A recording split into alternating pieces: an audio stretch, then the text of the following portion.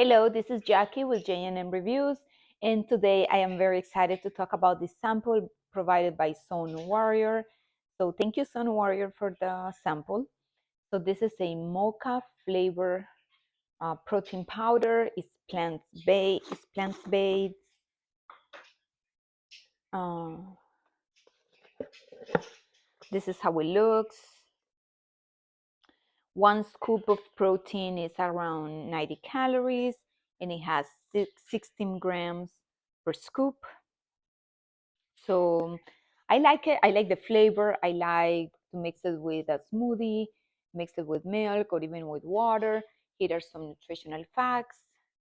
And I like it. I enjoy it. It has MCT oil. So also it's great after a workout or before a workout. This is how it looks when you mix it with some milk or water. This is how it looks. And I love the taste. So there you go. I hope you guys check it out. Thank you for watching my video.